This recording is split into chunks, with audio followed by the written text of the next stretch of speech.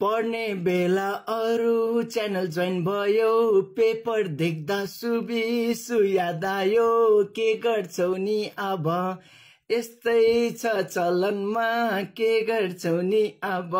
ल फाइनली आज तपाईहरुको एफएम को एक्जाम पनि सकियो र एफएम मा कस्तो पेपर आएको छ त्यो बारेमा हामी डिस्कस गरौँ। मैले पेपर हेरिसकेछु, जसले थ्योरी इग्नोर गर्नुभयो उहाँ त आज पुरै डुब्नु भयो, तर पनि सुबिसी एजुकेसन सेन्टरले धेरै जनालाई बचाउनु भएको छ र धेरैले राम्रो स्कोर ल्याउन सक्छन् है। र मेन कुरा, यदि आजको पेपरमा पनि कसैले मैले प्र्याक्टिस दिएको क्वेशन मध्येबाट 100 मार्क्स को क्वेशन आछैन भनेर कसैले एकजनाले पनि क्वेशन रेज गर्नुस्, अनि म तपाईलाई भन्छु कि सुबिसीलाई किन यस्तो क्वेशन रेज गर्नुभयो, के सुबिसीले दिएको क्वेशन आछैन, कहाँ छ क्वेशन, सबै कुराहरु म तपाईहरुलाई प्रुफ नै देखाइदिन्छु। र मेन कुरा ग्रुप सी बाटे जाउँ। मलाई पेपर देख्दाखेरि सुरुमै हाँसो लाग्यो। दुईटा थ्योरी सोध्दैछ, कन्सेप्टमा सबैको बारेमा दुईटा प्र्याक्टिकल क्वेशन आउँछ र एउटा थ्योरी गर्नुपर्छ भनेर त्यो कन्सेप्टमा हिँड्नु भएको थियो होला, तर तपाईहरुलाई ठीक उल्टो गर्दै एफएमले योपालि 15 मार्क्स को दुईटा थ्योरी सोधेर एउटा मात्र हिसाब सोधेछ। सर कोर क्यापिटल र सप्लिमेन्ट्री क्यापिटलबाट क्वेशन आछ, कहाँ छ यो, तपाईले दिनुभएको बुकमा तपाईले दिएको सोलुसनमा त छैन भन्ने स्टुडेन्टलाई चाहिँ म के भन्छु भने चाहिँ एकचोटी जानुस् commercial bank important question for practical भनेर एउटा पीडीएफ फाइलै राखिदिएको थिएँ, जसमा मैले एउटा प्रोबाइल क्वेशनहरु 4-5वटा या 6वटा क्वेशन मात्रै छ त्यसमा। त्यहाँबाट एउटा 15 मार्क्स को सेम क्वेशन आएको छ। जस्ट एउटा तपाईलाई शेयर प्रिमियम दिएछन, तर त्यो मैले दिएको क्वेशनमा शेयर प्रिमियम थियो, यो क्वेशनमा शेयर प्रिमियम छैन। त्यो बाहेक अरु सेप चुरा एलजिटी छ। अनि तर लास्टमा गएर रिक्वायर्ड क्यापिटलमा त्यो क्वेशनमा मैले दिएको क्वेशनमा 10% थियो भनेपछि एमा 11% मात्र थियो, त्यति मात्र फरक थियो। अरु क्वेशन सेम थियो, अमाउन्ट फरक थियो, त्यति हो। 15 मार्क्स आयो। सर थ्योरी के भयो त? अब थ्योरीको कुरा गर्दाखेरि बीमा समिति इन्स्टिट्युटबाट तपाईलाई सोधेको थियो, नेशनल इन्स्योरेन्स बोर्डबाट सोधेको थियो, रोल एन्ड फंक्सन हामीले क्वेशन प्र्याक्टिस गरेको थियो, त्यो पनि तपाईलाई याद होला।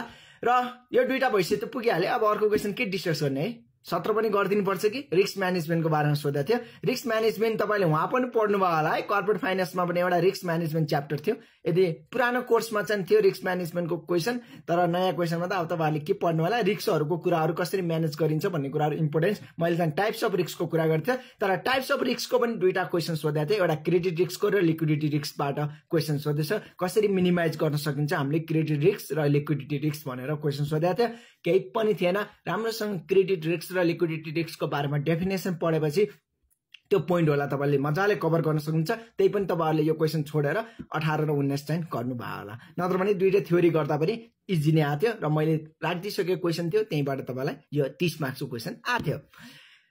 अब कुरा गरौँ अगाडि क्वेशन नम्बर ग्रुप बी बाट कुरा गरौँ है। एक्चुअली बी बाट कुरा गरौँ। बी मा अब कर्पोरेट च्याप्टर 2 इन्ट्रेस्ट रेट बाटै कुरा गरौँ। क्वेशन नम्बर उमा चाहिँ तपाईलाई के ग्रुप इन्ट्रेस्ट रेट बाटै कुरा गरौँ न त। इन्ट्रेस्ट रेटमा सजिलो क्वेशन, त्यो त त्यो क्वेशन दिने मान्छेले नि कसले बनायो होला है यस्तो क्वेशन। 2 मिनेट 3 मिनेटमा एन्सर निस्किन्छ। I1 I2 I3 I4 दिएछ, ओके 3 निकाल भन्छ, के स्टार दिएछ, तीनटालाई जोड्ने डिभाइड बाइ 3 गर्ने प्लस के स्टार, एन्सर निस्क्यो 1 हो। बी मा ओके 4 दिएको छ, म्याच्योर रिस्क प्रिमियम निकाल भन्छ, म्याच्योर रिस्क प्रिमियम निकाल्नु पर्यो, एमआरपी 4 निकाल्नु पर्यो, सक्यो के छ र। अनि सी मा रिजन दे भनेछ।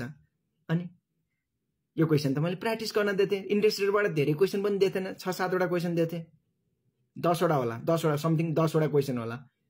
अनि यस्तो क्वेशन आउँछ, अनि 10 मा 10 आउँदैन। अब कुरा गरौँ सेन्ट्रल ब्याङ्कबाट।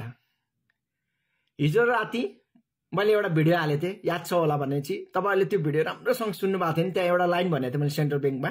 सेन्ट्रल ब्याङ्कबाट तपाईलाई यदि सोधिहाल्यो नि मनी मल्टिप्लायर सोध्छ, नत्र भने तपाईलाई ब्यालेन्स सिटको म एउटा 2टा 3टा टाइपको क्वेशनहरु राखिदिन्छु, त्यो एकचोटी सर हेरेर जानु भनेर मैले क्वेशन पनि राखिदिएको थिएँ सोलुसन सहित। सेम क्वेशन 10 मार्क्समा आछ। त्यसमा चाहिँ ई सम्म यापसम्म के कुराहरु निकाल भनेछ, तपाईलाई डी सम्म मात्र सोधेछ। त्यहाँ 1000 थियो, मिलियन भ्यालु थियो, डिपोजिट डिमान्ड डिपोजिट 1000 थियो, यसमा 25000 राखेर सोधेछ। अनि त्यसमा चाहिँ 10% देखि 8% डिक्रिज भएको भनेको छ। सुरुमा चाहिँ रिक्वायर्ड रिजर्भ रेसियो 10% दिएको थिएँ मैले क्वेसनमा, त्यसपछि 8% मा घटेको थियो भने चाहिँ यसमा चाहिँ 4% बेला सुरु रिक्वायर्ड रिजर्भ रेसियो दिएको छ, पछि के भन्छ आफ्टर कति भयो 3% भनेर दिएको छ। अनि सुबिसु कतिको इम्पोर्टेन्ट छ? सुबिसुलाई भरोसा मान्नु भएको छ भने चाहिँ ठिक छ। देख्नु भयो नि क्वेसन, साँझो प्र्याक्टिस गरेको क्वेसन आज 10 मार्क्समा सोधेछ बिहान।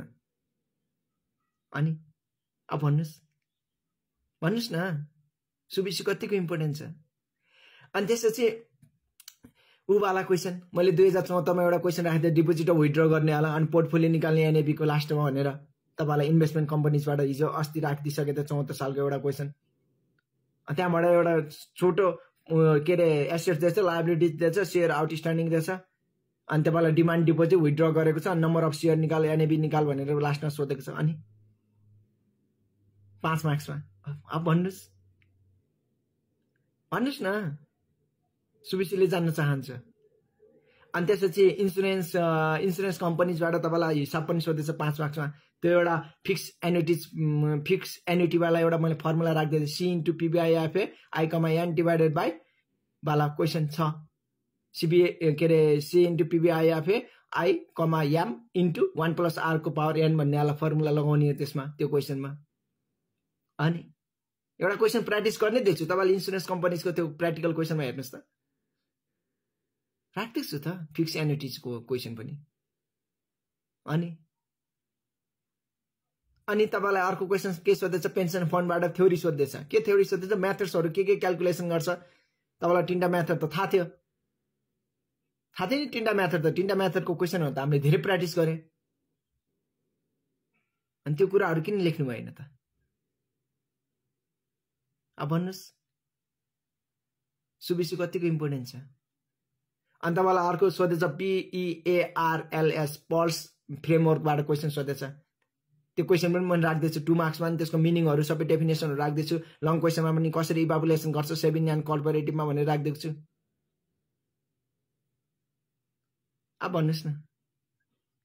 अनि क्वेसन नम्बर 11 मा के सोधेछ? लास्ट च्याप्टरबाट सोधेछ, फाइनान्शियल इन्स्टिट्युसन अनि फंक्सन अफ के अरे इन्भेस्टमेन्ट बैंकहरु के हुन्छ त्यो पनि राख्दिएको छु मैले क्वेसन।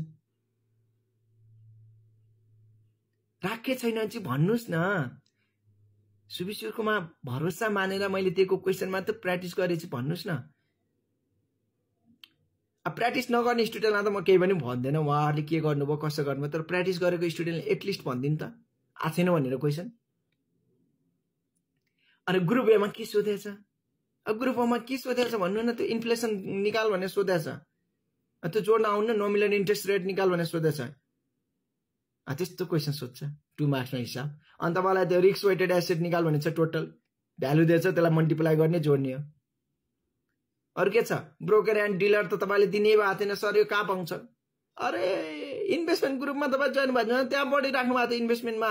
हामीले च्याप्टर 1 मै डिस्कस गरिसक्यो ब्रोकर र डिलरको बारेमा, पहिले पढे थियो त्यस्तो कुरा। मैले अब हरेक कुरामा त्यही ल नआए पनि ल 2 मार्क्सको त्यो क्वेसन आएन ल मैले माने, ल मैले दिएको क्वेसनमा 2 मार्क्समा त्यो क्वेसन आएन मैले माने। अनि त्यो बाहेक ल 98 कै क्वेसन आयो। अब भन्नुस्, अब स्टुडेन्टलाई त फेरि यस्तो हुन्छ नि त, तपाईले जे क्वेसन आयो त्यही आउनु पर्छ भन्ने हुन्छ नि त। ल 98 को क्वेसन आयो, ल भन्नुस् अब 100 मा 90 प्लस त आउँछ नि, आउँछ खै त। त्यसैले म भन्छु सुबिसु किन इम्पोर्टेन्ट छ र सुबिसुमा राखेको क्वेसन एक्जाममा कसरी आइरहेको छ, कुन बुकबाट क्वेसनहरु राखिरहेको छ भन्ने कुरा त मलाई थाहा छ नि त, सुबिसुलाई थाहा छ नि त। त्यसैले इफ यु ट्रस्ट मी, यदि तपाईले मलाई विश्वास मान्नुहुन्छ भनेपछि तपाईको विश्वास त म तपाईलाई मजाले जित्छु के। आज धेरै जनाले एक्जाम गर्नु भएको छ होला, तपाईहरुलाई थाहा होला कतिको हेल्पफुल छ सुबिसु एजुकेसन सेन्टर भनेर। कति जनाको लाइफ बनाएको छ सुबिसु एजुकेसन सेन्टरले, त्यो एकचोटी बुझ्नुस् के। बुझ्नुभयो नि? मलाई बिर्सिनुस् केही मतलब होइन, तर सुबिसु एजुकेसन सेन्टरले जुन तपाईहरुलाई हेल्प गरेको छ, जुन तपाईहरुलाई लाइफ बनाएको छ, त्यो चाहिँ कहिले नबिर्सिनु होला। ल यही हो। अब इन्भेस्टमेन्ट हामी रेडी गर्छौं। इन्भेस्टमा पनि यस्तै क्वेसनहरु हामी आगामी दिनहरुमा फेरि डिस्कस गर्नेछौं। र हैव अ गुड डे। राम्रोसँग बस्नुहोस्, आमा बुवाको केयर गर्नुहोस् र सबैजना खुसी हुनुहोस् भन्दै यस भिडियोबाट म बिदा हुन चाहन्छु र इन्जोय गर्दै पढ्ने हो, रमाइलो गर्दै पढ्ने है, स्ट्रेस आउट सुबिसुलाई इन भन्ने जस्तै हो कि। ल हेभ अ गुड डे, राम्रोसँग बस्नुहोस्, राम्रोसँग आफ्नो केयर गर्नुहोस् भन्दै बिदा हुन चाहन्छु। By by.